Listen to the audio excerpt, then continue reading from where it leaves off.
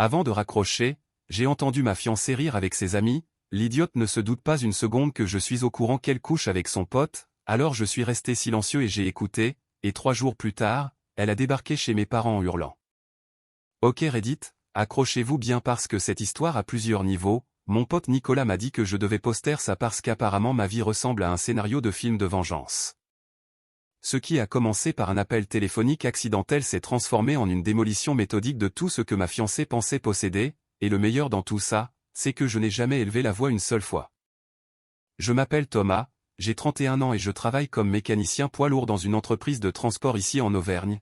Je manie des clés depuis mes 16 ans, l'époque où mon père m'a appris à refaire un carburateur dans notre garage. Ma vie n'a rien de luxueux, j'ai une maison avec 2 chambres que j'ai achetée aux enchères et rénovée moi-même, un Ford Ranger de 2019 entièrement payé, et jusqu'à récemment, une fiancée nommée Camille, que je pensais être l'amour de ma vie. La maison était un véritable taudis quand je l'ai achetée il y a 3 ans, les anciens propriétaires l'avaient laissée à l'abandon, toiture qui fuyait, fissures dans les fondations, une installation électrique qui aurait dû faire brûler la baraque. L'inspecteur était même surpris qu'elle tienne encore debout. J'ai passé tous mes week-ends pendant 18 mois à arracher du placo, refaire les prises et apprendre la plomberie avec des tutoriels YouTube. Mon père venait m'aider presque tous les samedis et on a transformé ce désastre en quelque chose dont je suis vraiment fier. 3 chambres, une cuisine moderne avec un vrai plan de travail en granit que j'ai posé moi-même, une nouvelle terrasse à l'arrière qui entoure un coin brasero, le genre d'endroit où on pourrait élever une famille. Quand j'ai visité cette maison pour la première fois avec l'agent immobilier, elle n'arrêtait pas de s'excuser pour les dégâts des eaux au plafond, la moisissure dans la salle de bain et la moquette qui donnait l'impression qu'une meute de loups y avait vécu, mais j'ai vu au-delà de tout ça. J'ai vu l'ossature de la bâtisse, une construction solide des années 60 quand les maçons se souciaient encore de la qualité, un beau terrain, de grands arbres dans le jardin. Ça m'a pris 18 mois et environ 35 000 € de matériaux pour tout remettre à neuf, mais j'ai fait tout le travail moi-même sauf la climatisation réversible, car il y a des choses auxquelles on ne touche pas sans certification. Mon boulot n'est pas glamour, mais ça paie bien et je suis doué, les moteurs diesel sont comme des puzzles pour moi, quand quelque chose ne va pas, je peux généralement l'entendre avant même d'ouvrir le capot. Les gars à l'atelier m'appellent le chuchoteur parce que j'ai diagnostiqué un injecteur défaillant juste en écoutant le ralenti, c'est un surnom un peu débile mais je le prends. J'ai commencé comme mécano généraliste juste après mon CAP, j'ai gravi les échelons jusqu'à devenir chef d'atelier sur les engins de chantier, maintenant je m'occupe des semi-remorques, ces camions qui coûtent plus cher que certaines maisons. Le fait est que je ne suis pas un riche cadre ou quelqu'un de spécial, juste un gars normal qui travaille dur et essaie d'être réglo avec les gens.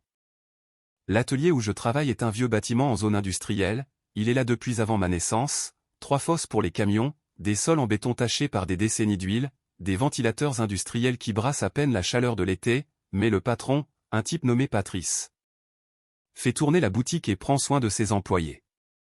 Quand mon père a eu son opération, Patrice m'a donné une semaine de congé payé sans même que je le demande. Quand mon pote a perdu sa femme d'un cancer, Patrice a organisé une cagnotte avec tous les gars et on a récolté assez pour couvrir les frais d'obsèques, c'est ce genre d'endroit. J'ai rencontré Camille il y a environ 2 ans et demi lors d'un barbecue chez des amis communs, c'était une superbe brune aux yeux verts avec un rire qui pouvait illuminer une pièce, elle travaillait comme secrétaire médicale dans un cabinet dentaire. Un boulot dont elle se plaignait constamment mais qui payait correctement. Le courant est passé tout de suite, elle disait qu'elle aimait mon côté authentique, que je n'essayais pas de l'impressionner avec de l'argent ou un statut, que j'étais juste moi-même. Cette première conversation a duré presque 3 heures, on s'est assis sur des chaises de jardin près de la glacière pendant que les autres jouaient à la pétanque et on a parlé de tout, de nos films préférés à nos rêves d'enfance et où on se voyait dans 10 ans. Elle voulait voyager, voir la côte, peut-être ouvrir une petite boutique un jour, je lui ai parlé de la maison que je rénovais, comment je rêvais d'avoir un endroit à moi depuis que j'étais gosse en voyant mes parents galérer avec les hausses de loyer. Les débuts étaient géniaux, elle venait me regarder bricoler à la maison, posait des questions sur ce que je faisais, m'a même aidé à peindre la chambre d'amis, elle disait qu'elle admirait ma capacité à tout réparer de mes mains. Elle me donnait l'impression d'être une sorte de super-héros juste parce que je savais remplacer un broyeur d'évier. Je lui ai appris à utiliser une perceuse correctement, à mesurer 2 fois pour ne couper qu'une fois, toutes les bases que mon père m'avait enseignées, elle semblait vraiment intéressée comme si apprendre des compétences pratiques était une aventure. Nous avons fait de la randonnée ce premier été, on a fait tous les sentiers à 1 heure de route, je préparais les pique-niques et on trouvait un coin avec vue pour parler de la vie, elle disait que je la faisais se sentir en sécurité, ancrée. Comme si rien de mal ne pouvait arriver tant que j'étais là. Venant d'une série de relations où on m'avait dit que j'étais trop sérieux ou trop ennuyeux, entendre quelqu'un apprécier ma stabilité ressemblait à un miracle. Sa famille m'a accueilli rapidement, sa mère, Martine, était une adorable institutrice à la retraite qui me renvoyait chez moi avec des tupperwares de son fameux hachis parmentier, elle me demandait des nouvelles de mes chantiers, se souvenait des détails de mon travail. Me traitait comme si je faisais partie de la famille depuis des années.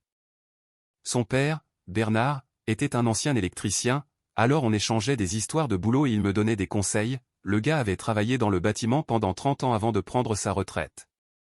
Il savait tout ce qu'il y avait à savoir sur les mises aux normes et les tableaux électriques. Son jeune frère, Ethan, me voyait comme le grand frère qu'il n'avait jamais eu, je lui ai appris à faire sa vidange et il a réagi comme si je lui avais donné les clés du paradis. Bernard et moi avons passé beaucoup de temps dans son garage cette première année, il avait une vieille Citroën DS qu'il bricolait depuis avant la naissance de Camille, une épave qu'il jurait de finir un jour, on travaillait dessus certains week-ends.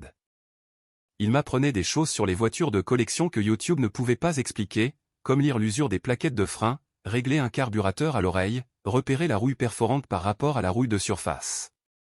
Martine nous apportait des sandwichs au jambon beurre et secouait la tête en voyant toute cette graisse. Au bout de 8 mois, Camille dormait chez moi plus souvent que dans son appartement, au bout de 14 mois, elle a emménagé officiellement, et au bout de 20 mois, je choisissais une bague de fiançailles parce que cette femme me faisait croire à tout le rêve de la petite maison dans la prairie. Emménager ensemble semblait être l'étape naturelle suivante, elle a rendu son appartement, on a fusionné nos affaires, on a commencé à discuter de quels meubles garder et lesquels donner à Emmaüs.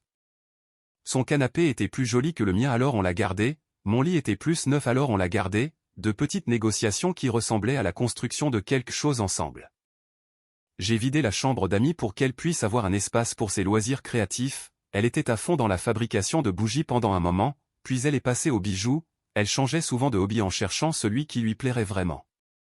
La bague m'a coûté 4 mois d'heures supplémentaires, un diamant taille princesse que le bijoutier a qualifié d'exceptionnel, peu importe ce que ça veut dire, mais elle avait l'air parfaite. J'ai économisé près de 7 000 € en travaillant tous les samedis et en prenant des gardes supplémentaires quand les gars se portaient pâles.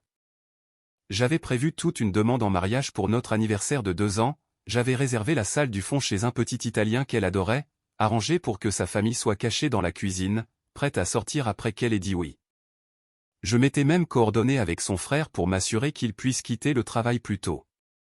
J'avais organisé ça comme une opération militaire parce que c'est comme ça que je fonctionne. Le restaurant s'appelait Chez Luigi, une vieille institution du centre-ville qui était là depuis les années 70, nappe à carreaux rouges, bougies sur chaque table, serveur qui travaillait là depuis des décennies, Camille parlait d'y aller depuis des mois mais on n'avait jamais eu l'occasion. C'était l'endroit parfait pour une demande. J'ai versé un acompte pour la salle privée 6 semaines à l'avance, je leur ai donné le timing exact, j'ai même précisé quelle musique je voulais quand sa famille sortirait. Avec du recul, les signes étaient là bien avant l'appel téléphonique, je ne voulais juste pas les voir. Vers le 18e mois, Camille a repris contact avec un vieux pote du lycée nommé Maxime, il était revenu en ville après son divorce et traversait apparemment une période difficile. Au début, elle le mentionnait avec désinvolture, Maxime a besoin de parler, Maxime a du mal à s'habituer au célibat, Maxime n'a plus beaucoup d'amis ici. J'ai même rencontré le type quelques fois, il avait l'air correct au début, un peu calme, il bossait dans des bureaux pour une compagnie d'assurance, rien de remarquable. Il traversait une mauvaise passe après que sa femme l'ait quitté pour un autre, ce qui est assez ironique vu ce qui s'est passé ensuite. J'avais vraiment de la peine pour lui, je l'ai invité à un barbecue chez nous, j'ai fait un effort pour l'inclure dans les sorties de groupe parce que je savais à quel point un divorce peut isoler. Je ne pensais pas à mal de leur amitié, Camille était une personne compatissante, c'était l'une des choses que j'aimais chez elle. Quand mon père a eu son opération du genou, elle a pris des congés pour aider ma mère à tout gérer, elle l'a conduit à ses rendez-vous de rééducation, est allée chercher ses ordonnances, a même appris à changer ses pansements. Quand la femme de mon pote est partie, Camille a organisé tout un système de soutien pour s'assurer qu'il ne soit pas seul, elle se souciait des gens. Donc, qu'un vieil ami ait besoin de soutien émotionnel, ça se tenait, mais ensuite le schéma a commencé à changer. Elle a commencé à être protectrice avec son téléphone, elle l'orientait loin de moi quand elle envoyait des textos, prenait des appels dans une autre pièce, le posait toujours face contre table. Si j'entrais dans la pièce pendant qu'elle écrivait, elle retournait le téléphone ou changeait d'application immédiatement, des petites choses que j'ai remarquées mais je me suis convaincu que j'étais paranoïaque. On était ensemble depuis presque 2 ans, on planifiait un avenir, pourquoi je ne lui ferais pas confiance? Puis sont venues les soirées entre filles qui devenaient plus fréquentes, 2 fois par semaine, parfois elle rentrait tard, prenait une douche immédiatement même si elle s'était déjà douchée avant de partir, et était trop fatiguée pour parler. Quand je demandais comment s'était passée sa soirée, j'avais droit à des réponses vagues sur l'endroit où elles étaient allées ou de quoi elles avaient parlé, rien d'assez précis pour vraiment visualiser la scène. Si je posais d'autres questions, elle s'agaçait et me disait que j'étais contrôlant. La distance physique s'est installée aussi, on est passé d'un couple très tactile à elle ayant toujours mal à la tête, ou étant trop stressée par le travail, ou trop fatiguée par quoi que ce soit qu'elle ait fait toute la journée. Je me disais que les relations passent par des phases, pas vrai? On ne peut pas s'attendre à ce que la lune de miel dure éternellement, alors je lui ai laissé de l'espace, j'ai essayé de ne pas lui mettre la pression, je me suis concentré sur le soutien, me disant que c'était juste une mauvaise passe que tous les couples traversent. J'ai commencé à remarquer d'autres choses aussi, elle faisait plus attention à son apparence quand elle sortait avec ses amis que quand on allait à nos propres rendez-vous, de nouvelles tenues que je n'avais jamais vues, un parfum qu'elle ne portait pas d'habitude. Une fois, elle est rentrée avec un suçon dans le cou et a dit qu'elle s'était brûlée avec son fer à lisser, je l'ai cru parce que l'alternative était impensable. Le vrai réveil a eu lieu un mardi quelconque, j'avais travaillé sur la réfection d'un moteur particulièrement sale à l'atelier, un Renault truck qu'un chauffeur avait négligé pendant une décennie. Couvert de graisse, fatigué, je voulais juste rentrer et décompresser, j'ai appelé Camille pendant ma pause déjeuner pour lui demander ce qu'elle voulait pour le dîner, pensant prendre quelque chose sur le chemin du retour. Elle a répondu à la 3e sonnerie, « Salut bébé, quoi de neuf ?» Voix normale, rien de bizarre. Je vérifie juste ce que tu veux pour le dîner, je pensais peut-être à ce Thaïlandais que tu aimes. Oh, ça a l'air bien, je suis sur le point d'entrer en réunion, je peux te rappeler. Pas de souci, je t'aime. Je t'aime aussi. Sauf qu'elle n'a pas raccroché. J'ai pu entendre des froissements comme si elle avait fourré le téléphone dans son sac ou sa poche sans mettre fin à l'appel. J'étais sur le point de raccrocher de mon côté quand j'ai entendu sa voix à nouveau, étouffée mais assez claire, mon Dieu, il est épuisant, toujours à vérifier, toujours à planifier quelque chose, c'est comme sortir avec un chien fidèle. Rire féminin. Puis une autre voix que j'ai reconnue comme étant son amie Megan, au moins les chiens fidèles sont mignons, Thomas est plus comme un bâtard de la SPA qui te suit partout. Plus de rire. Mon estomac s'est noué, j'ai dû m'asseoir sur une caisse devant l'atelier parce que mes jambes semblaient sur le point de lâcher. Puis la voix de Camille, plus claire maintenant comme si elle avait bougé le téléphone, l'idiot ne sait même pas que je me tape Maxime, chaque fois que je lui dis que je suis avec vous les filles, je suis en fait chez Maxime. 3 mois maintenant et il ne se doute de rien. Comment tu gardes un visage impassible? Je me sentirais tellement coupable. Honnêtement c'est facile, Thomas est tellement confiant que c'en est presque triste, en plus Maxime sait être spontané, Thomas doit tout planifier 2 semaines à l'avance comme si on lançait une fusée ou un truc du genre. Et pour les fiançailles? Il va sûrement faire sa demande bientôt, non? Oh je sais, il agit bizarrement et fait des cachotteries depuis des semaines, il a probablement un grand plan élaboré pour lequel je devrais faire semblant d'être surprise. Elle a ri à nouveau. Je me dis que je vais dire oui, profiter de la fête de fiançailles, puis décider quoi faire. Peut-être que Maxime sera prêt à s'engager d'ici là, sinon, au moins j'aurai la bague comme lot de consolation. Je suis resté là sur le parking de l'atelier, le téléphone pressé contre mon oreille pendant que la graisse coulait sur mon avant-bras. 3 mois. Elle couchait avec Maxime depuis 3 mois tout en vivant dans ma maison, en mangeant à ma table, en dormant dans mon lit. Chaque baiser, chaque je t'aime, chaque conversation sur notre avenir, tout ça a été contaminé par ce secret qu'elle gardait. L'appel a continué, elles ont commencé à parler d'une émission de télé-réalité, complètement détendue, comme si Camille ne venait pas d'admettre qu'elle me trahissait systématiquement, comme si j'étais une blague dont elles étaient déjà passées à autre chose. Elle riait des mauvais choix vestimentaires d'une candidate pendant que je restais figé, mon monde entier se recomposant autour de cette nouvelle information. J'ai raccroché doucement et je suis resté assis sur la caisse devant la porte de l'atelier, je n'ai pas bougé pendant environ 20 minutes, j'ai juste fixé le béton en essayant de traiter ce que je venais d'entendre. Voilà le truc quand on reçoit une nouvelle comme ça, il y a ce moment où tu dois décider qui tu vas être. Est-ce que tu es le gars qui fonce à la maison, fait une scène et lui donne la satisfaction de savoir qu'elle t'a brisé? Ou est-ce que tu es le gars qui prend une grande inspiration, réfléchit et gère les affaires comme un adulte? Je n'ai jamais été du genre explosif, mon père m'a appris que la colère rend stupide, et la stupidité te fait mal. Alors au lieu de rentrer chez moi et de la confronter, je suis allé chez mon pote Nicolas et je lui ai tout raconté. Nicolas est expert en sinistre pour une compagnie d'assurance, ce qui signifie qu'il est fondamentalement un sceptique professionnel qui documente tout pour gagner sa vie, la personne parfaite pour m'aider à réfléchir stratégiquement. Il a écouté toute l'histoire sans m'interrompre, puis a commencé à poser des questions comme s'il remplissait un formulaire de déclaration. La première chose à faire est de te protéger légalement, a-t-il dit, déjà en mode business. Tu es propriétaire de la maison à 100%, c'est ça? Ouais, acheté avant même qu'on se rencontre. Son nom n'est sur rien? Pas sur l'acte, pas sur le crédit, rien. Rien. Bien. Et les comptes joints? On en a un pour les dépenses du ménage, il y a peut-être 3 000 € dessus en ce moment.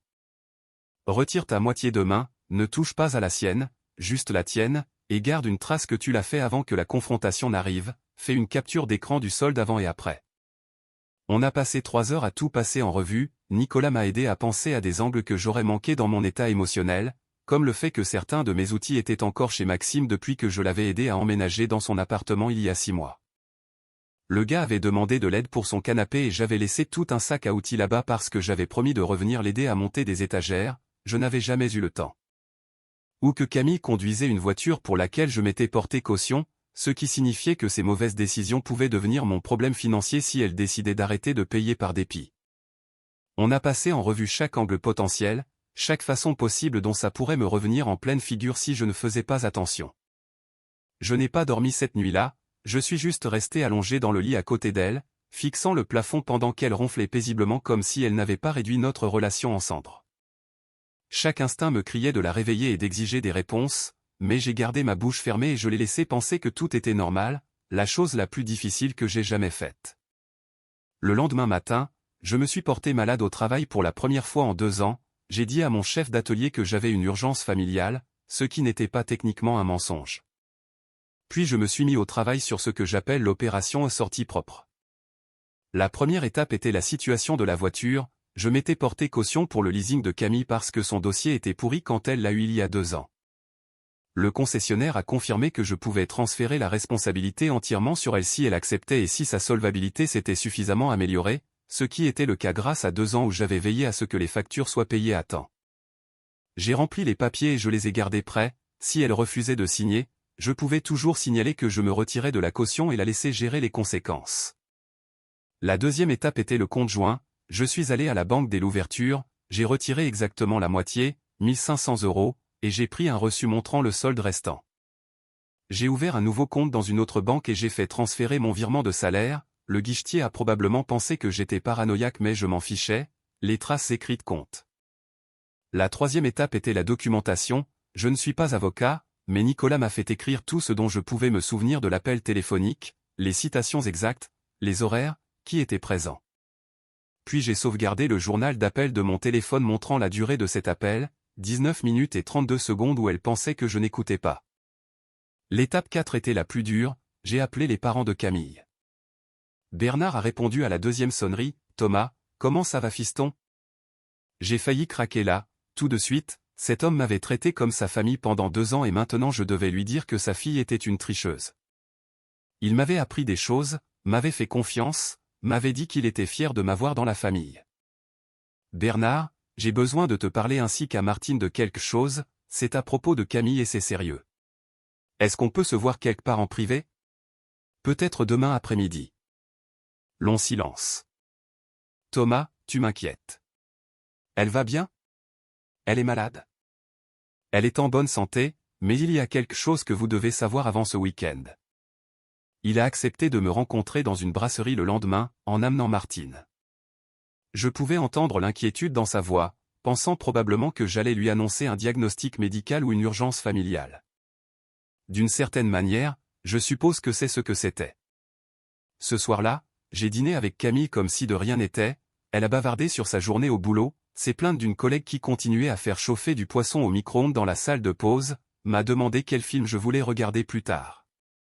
J'ai répondu au bon moment, souri quand je devais sourire, je lui ai même tenu la main sur le canapé pendant une émission de cuisine qu'elle aimait. À l'intérieur, j'avais l'impression d'être fait de glace, chaque contact d'elle ressemblait à un mensonge, Chaque « je t'aime » qu'elle disait sonnait complètement creux maintenant que je connaissais la vérité, mais j'ai joué le jeu, gardé mon visage neutre. Je ne lui ai donné aucune indication que son monde était sur le point de s'effondrer. Elle est allée se coucher vers 23 heures, je suis resté debout à regarder la télé jusqu'à ce que j'entende sa respiration devenir régulière. Puis j'ai calmement préparé un sac d'affaires essentielles et je l'ai caché dans mon 4x4 juste au cas où les choses tourneraient mal et que j'aurais besoin de partir quelques jours. La rencontre avec Bernard et Martine a été brutale d'une manière à laquelle je ne m'attendais pas. Nous nous sommes assis dans une cabine au fond de ce resto routier près de l'autoroute, loin de quiconque pourrait nous connaître. Ils avaient l'air morts d'inquiétude quand ils sont arrivés, s'attendant probablement à un cancer ou quelque chose d'aussi dévastateur. D'une certaine façon, ce que je leur ai dit était tout aussi mauvais. Il n'y a pas de façon facile de dire ça, ai-je commencé, alors je vais être direct. Il y a 3 jours, j'ai entendu par accident une conversation téléphonique entre Camille et ses amis, elle n'a pas réalisé que j'étais encore en ligne. Je leur ai tout raconté, la liaison avec Maxime, les 3 mois de mensonges, ses plans d'accepter ma demande en mariage tout en gardant ses options ouvertes. Je leur ai même fait écouter un enregistrement que j'avais fait de moi-même racontant la conversation immédiatement après qu'elle ait eu lieu, avec les horaires et tout, je voulais qu'ils sachent que je n'inventais rien ni n'exagérais. Martine a commencé à pleurer vers la moitié du récit, pas des sanglots dramatiques, juste des larmes silencieuses roulant sur ses joues pendant qu'elle agrippait sa tasse de café comme si c'était la seule chose qui la maintenait au sol. Bernard est resté immobile, la mâchoire serrée si fort que je pouvais voir les muscles travailler. Maxime, le type divorcé, a-t-elle dit, c'était juste un vieil ami d'école. La voix de Bernard était à peine au-dessus d'un murmure, c'est lui. Elle l'a amené à notre barbecue du 14 juillet, il s'est assis à ma table, a mangé ma nourriture et m'a serré la main pendant qu'il. Il n'a pas pu finir sa phrase. Martine a posé sa main sur son bras. Thomas, je ne sais pas quoi dire, a-t-elle réussi à dire. On l'a élevé mieux que ça, du moins on le pensait. Je ne vous dis pas ça pour vous blesser ou pour vous monter contre votre fille, je pensais juste que vous méritiez de savoir la vérité avant ce week-end parce que... J'ai pris une inspiration. J'avais prévu de faire ma demande lors de notre dîner d'anniversaire, j'avais tout arrangé avec la famille, vous étiez censé être caché dans la cuisine chez Luigi. Bernard a fermé les yeux. Le restaurant italien pour lequel tu m'avais demandé conseil pour louer la salle du fond. Je pensais que c'était pour son anniversaire. Non, c'était pour la demande. Le silence s'est étiré entre nous, puis Bernard a tendu la main à travers la table et a saisi mon épaule. Tu es un homme bien, Thomas, mieux qu'elle ne le mérite apparemment. Qu'est-ce que tu vas faire? Je la mets dehors ce week-end, j'ai les papiers prêts pour le transfert de la voiture pour ne pas être coincé avec ce leasing, j'ai déjà séparé nos finances. Je n'essaie pas de détruire sa vie ou quoi que ce soit, je veux juste qu'elle parte. Et la bague? Je la rends demain, le magasin a une politique de retour de 30 jours. Martine a tamponné ses yeux avec une serviette. Est-ce que tu nous préviendras quand tu la confronteras? Bernard et moi voulons être là. Je ne m'attendais pas à ça. Vous voulez être là. C'est notre fille et on l'aime, mais ce qu'elle t'a fait est impardonnable.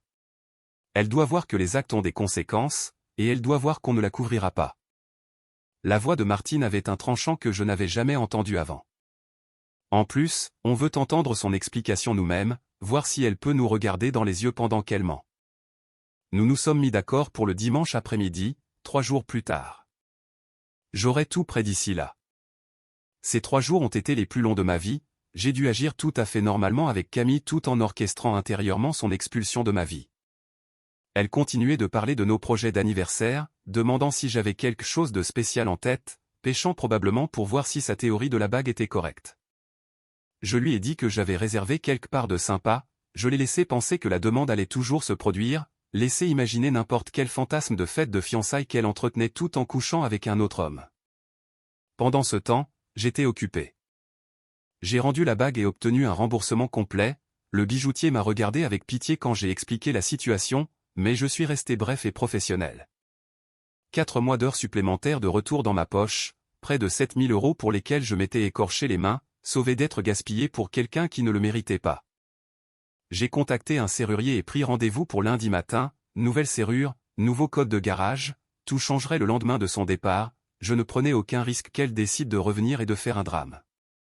J'ai mis toutes ses affaires en carton pendant qu'elle était au travail, bien que maintenant je me demandais combien de ces heures de bureau étaient réellement passées chez Maxime.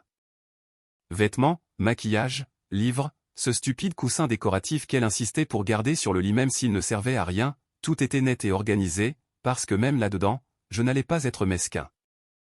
La seule chose que je n'ai pas emballée, c'était les trucs qu'elle avait laissé traîner, des élastiques à cheveux, une tasse à café qu'elle utilisait toujours, un gilet drapé sur une chaise de cuisine. Qu'elle voie exactement où en étaient les choses quand elle entrerait, qu'elle réalise à quel point je l'avais effacé rapidement de mon espace. J'ai aussi récupéré mes outils à l'appartement de Maxime, je lui ai dit que j'en avais besoin pour un chantier, je suis resté décontracté, je l'ai même remercié de m'avoir laissé les stocker là. Il n'avait aucune idée que je savais, il m'a serré la main et m'a souri pendant que je chargeais ma caisse à outils dans mon camion, planifiant probablement déjà son prochain rendez-vous avec ma fiancée.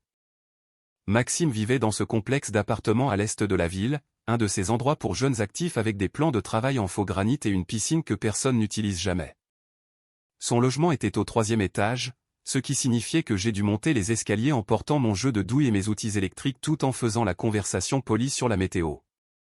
Tout ce temps, je cataloguais les détails, son appartement sentait son parfum à elle, il y avait un élastique sur le comptoir de sa salle de bain que je reconnaissais, elle achetait toujours la même marque, ce avec le petit morceau de métal qui est censé empêcher la casse. Une tasse à café dans l'égouttoir avec du rouge à lèvres sur le bord, la même teinte que portait Camille. Des preuves partout, pas que j'ai besoin de plus de preuves. J'ai souri, fait la conversation, chargé mon camion et je suis parti sans lui donner la moindre indication que je savais. Qu'il continue de penser qu'il s'en tirait à bon compte, son jugement viendrait par Camille bien assez tôt. Le dimanche est arrivé. Camille s'est réveillée excitée, pensant qu'on allait à notre dîner d'anniversaire ce soir-là.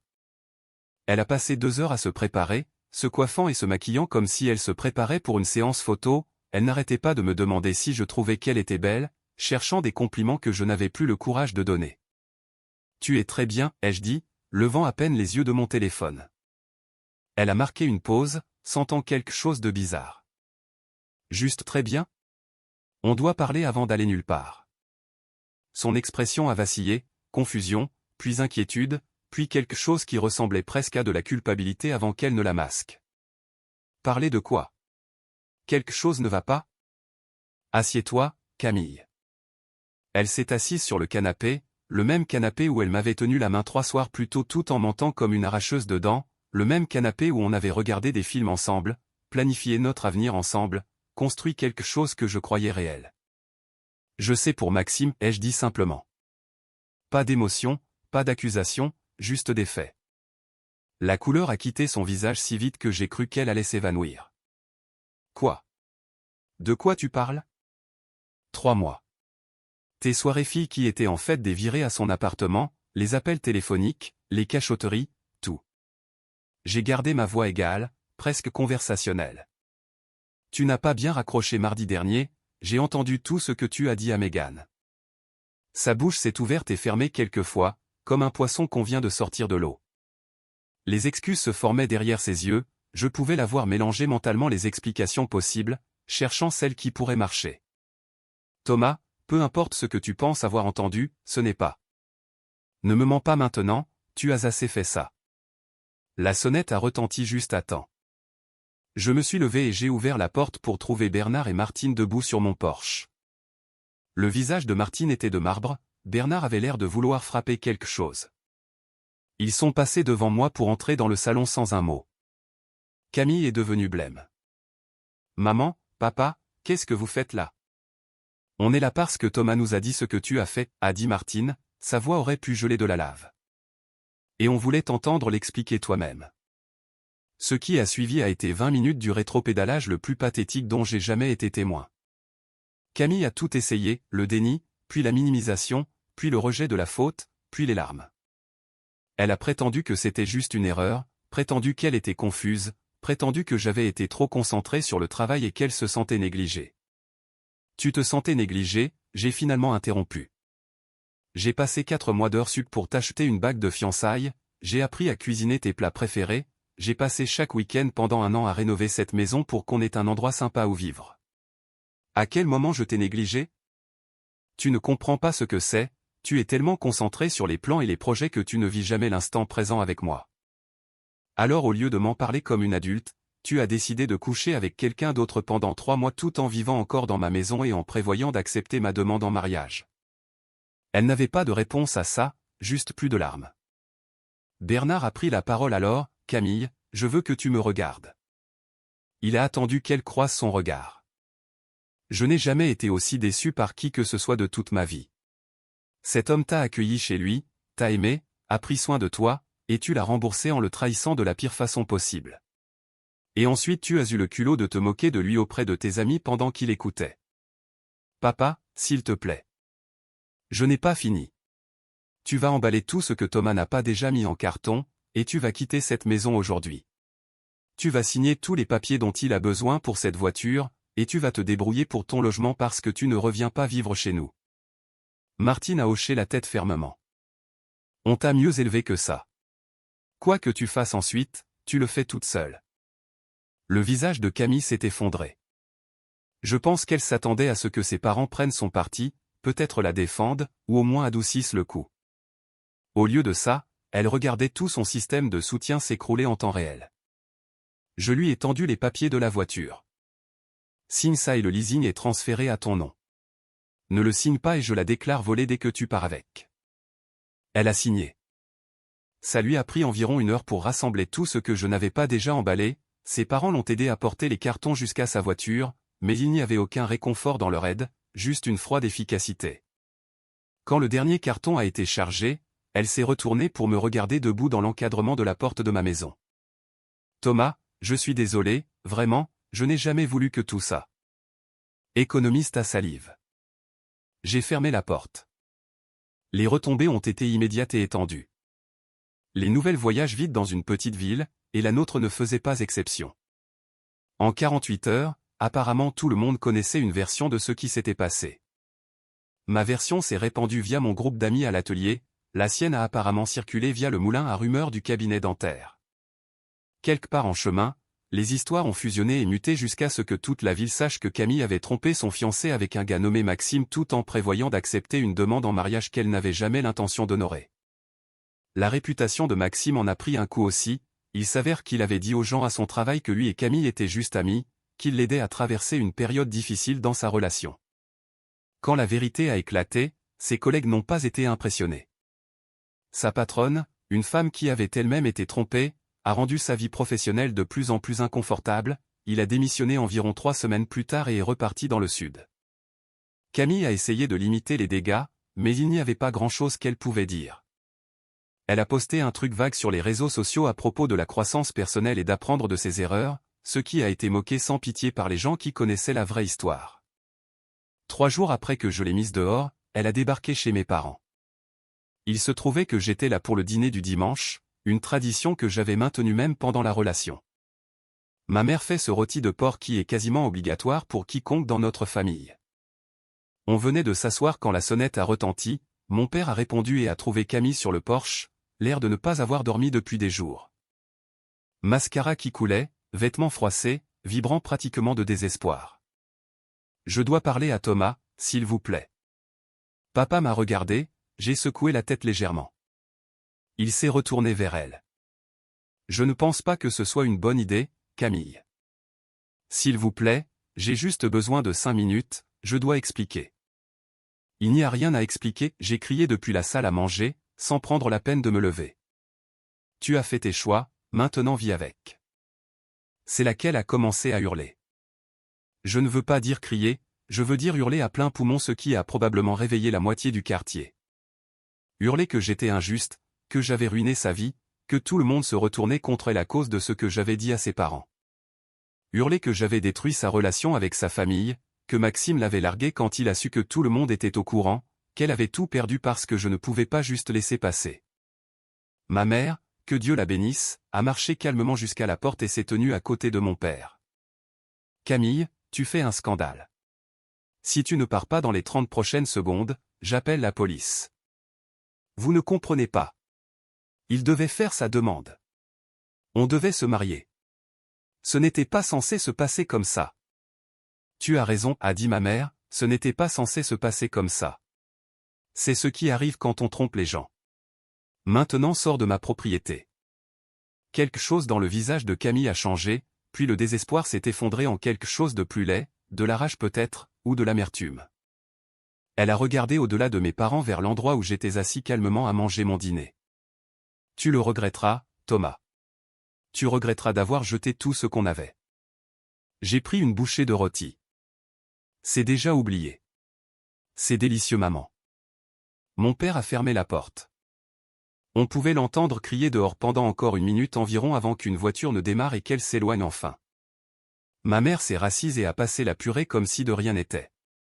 Encore un peu de sauce, chérie? Avance rapide de 6 mois.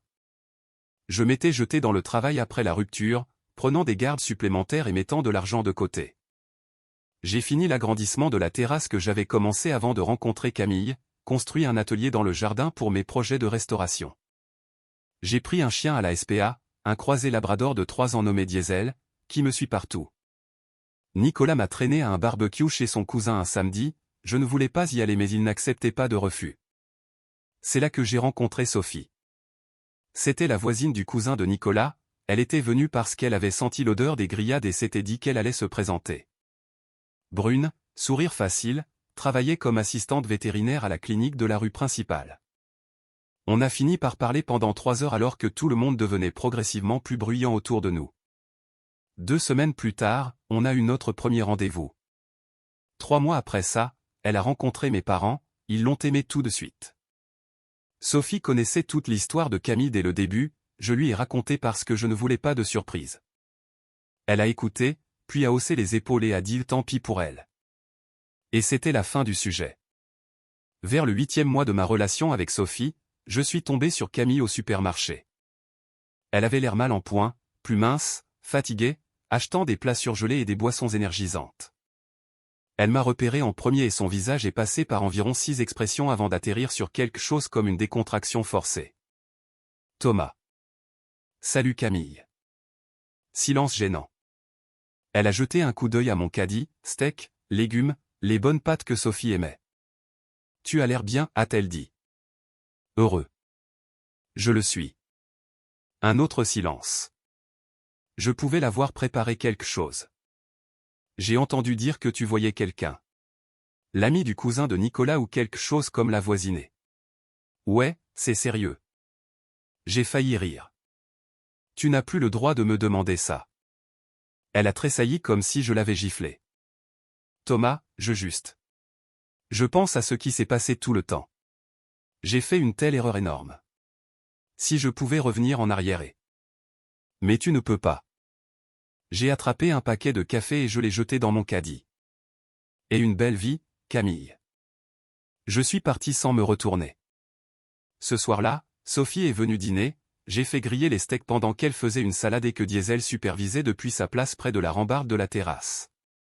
On a mangé dehors alors que le soleil se couchait, parlant de sa journée à la clinique et du projet sur lequel je travaillais à l'atelier. Après le dîner, pendant qu'on faisait la vaisselle, elle a cogné sa hanche contre la mienne. Tu es calme ce soir.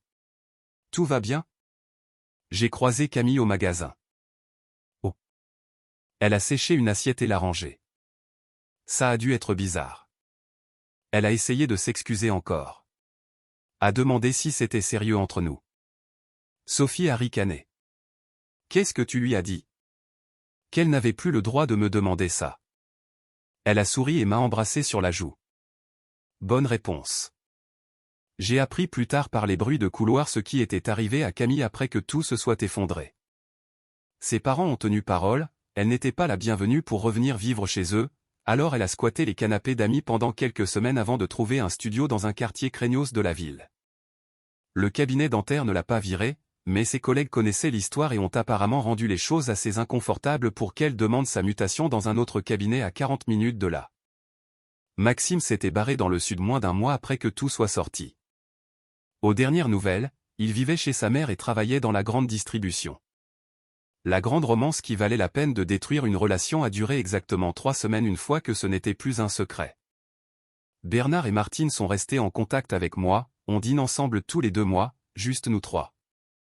Ils n'ont jamais mentionné Camille pendant ces dîners, et je n'ai jamais demandé, mais Martine a laissé échapper une fois que Camille avait essayé de se réconcilier avec eux plusieurs fois, et qu'il l'avait gardée à distance, disant qu'il ne pouvait plus la regarder de la même façon.